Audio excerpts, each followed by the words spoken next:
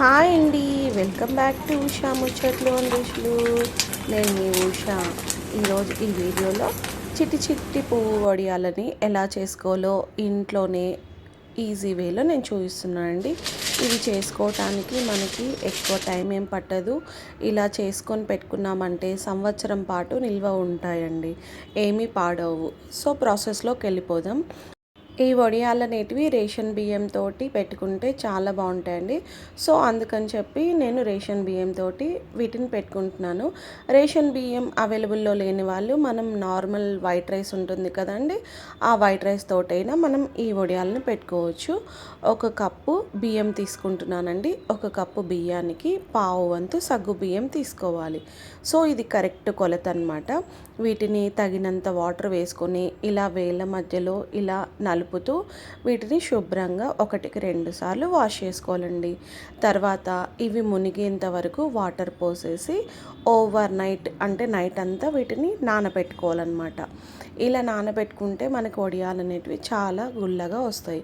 So మరుసటి రోజు చూస్తున్నానండి, అంటే సుమారు పిల్లలంతా వెళ్ళాక మన పనులన్నీ అయిపోయాక 11 అప్పుడు అనుకుంటా, 11 అప్పుడు ఇలా మొత్తం ఆ నీటినంతా పడేసి మరొకసారి కడుక్కొని వీటిని మిక్సీ జార్లోకి చుక్క నీళ్ళు లేకుండా మిక్సీ జార్లోకి తీసుకోవాలి. వీటిని పేస్ట్ చేయడానికి ఒక వంతు వాటర్ తీసుకోవాలండి. ఒకటేసారి వేయకుండా కొన్ని కొన్ని వేసుకుంటూ వీటిని మెత్తటి పిండిలాగా చేసుకోవాలి. వీటికి ఎక్కువ వాటర్ పట్టవండి మిక్సీ వేసేటప్పుడు.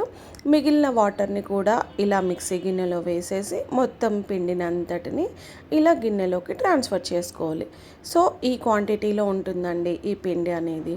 వీటిని ఇప్పుడు మగ్గించుకోవాలన్నమాట. ఒక కప్పు రేషన్ బియ్యం తీసుకున్నాం కదా, అదే కప్పుతోటి కరెక్ట్ మెజర్మెంట్స్ తోటి 5 కప్పుల నీళ్ళు తీసుకోవాలండి.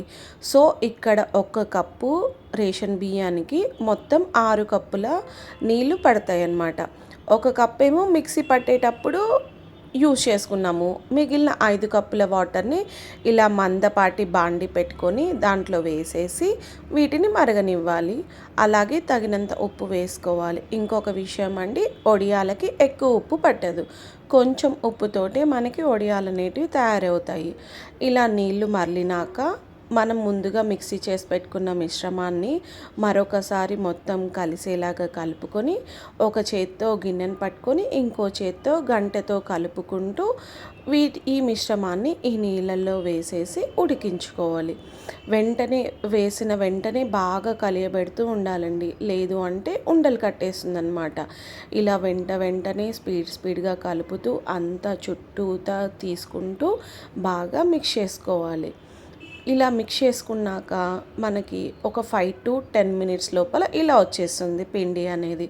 సో ఇప్పుడు స్టవ్ కట్టేయద్దండి, ఇలా వచ్చేసింది వడియాలకు పెట్టుకోనిక రెడీగా ఉంది అనుకోవద్దు. సో మనకి కొంచెం లిక్విడ్గానే ఉంటుంది. ఇలా ఉన్నా కూడా మనము మరొక 10-15 మినిట్స్ కంటిన్యూగా కలుపుతూ ఈ పిండిని మగ్గించుకోవాలి.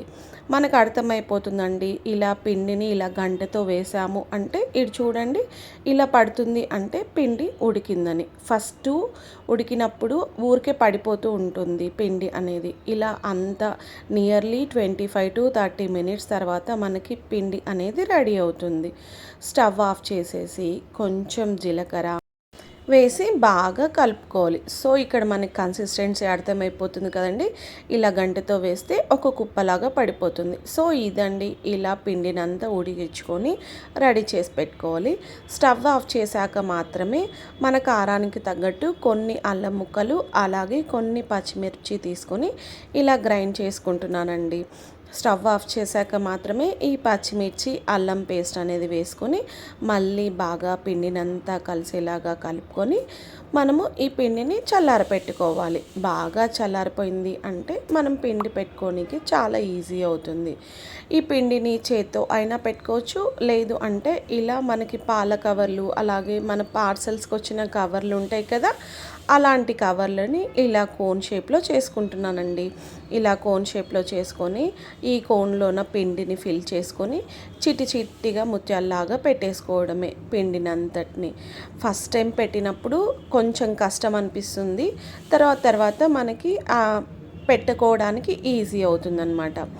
సో పిండిని సరిగా ఉడికించుకున్నాము అంటే ప్రాసెస్ మొత్తం చాలా ఈజీ అవుతుంది. ఒక కప్పు బియ్యంకి మొత్తం 6 కప్పుల నీళ్ళు వేసేసి మనం ఇలా ఉడికించుకోవాలి. సో నేను ఇలా పిండినంతటిని ఇలా చిన్న చిన్న పువ్వుల్లాగా పెట్టేశానండి.